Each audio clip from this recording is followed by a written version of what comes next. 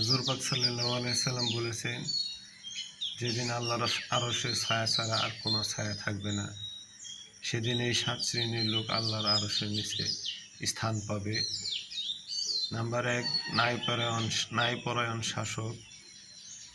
ওই ব্যক্তি যার অন্তর সবসময় মসজিদের সাথে লেগে থাকে, যারা আল্লাহর জন্য পরস্পর সম্পর্ক তৈরি করে এবং আল্লাহর জন্য এই সম্পর্ক বিচ্ছিন্ন করে। ওই যুবক যার যৌবনকাল আল্লাহর ইবাদতে কাটিয়েছে।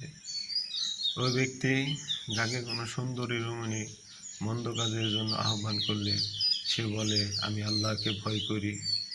ওই ব্যক্তি যে গোপনে দান করে, তার ডান হাত কি দান করে বাম হাত জানে না।